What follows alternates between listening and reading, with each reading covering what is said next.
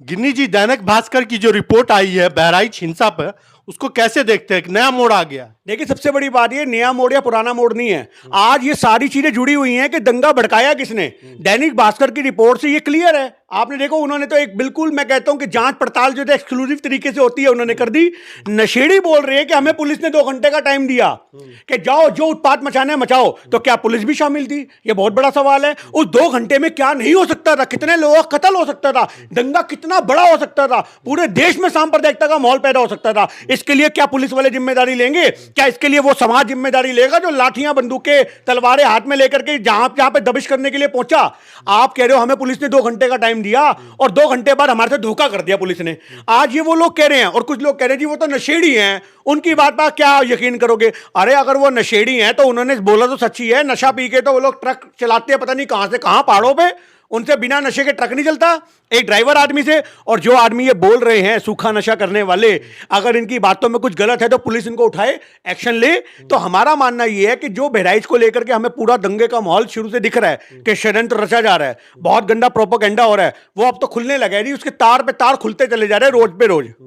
और बीजेपी का विधायक है वहीं से, बहराइच से ही, उसने अपने ही लोगों पे एफआईआर दर्ज कराई है। देखिए क्यों करवाई आप जानते हैं? कि उसको अपने बेटे की चिंता होगी कि ये हमारे बेटे को मारेंगे। उसने बोला है कि दंगा भड़काने में हमारे ही जो लोग हैं इनका हाथ है। बहराइच में बीजेपी वर्सेस बीजेपी खड़ी हो गई है, आप समझो। तो क्या ये सवाल खड़ा होता है, क्या उस हिंदू बच्चे को मारने में क्या इन लोगों का हाथ है? क्या उस हिंदू बच्चे को मारने में उस भीड़ का हाथ है जो नीचे खड़ी थी? आप कहते साहब 2000 मुसलमान वहां पे, 2000 जो हिंदुओं की यात्रा निकल रही थी, 2000 से ज्यादा लोग थे।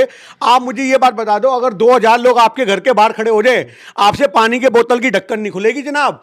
आप गोली कैसे चला दोगे? किसके पास इतना जिगरा है कि वो गोली चला देगा? ये भीड़ में से गोली चली है, और ये जो भीड़ में से गोली चली है ये एक जांच का विषय है, सीबीआई जांच का विषय है। आज बीजेपी के विधायक ने खुद अपने ही 8 लोगों के खिलाफ कंप्लेंट लिखवाई है, एफआईआर करवाई है कि मेरे बेटे को भी मार सकती है ये भीड़।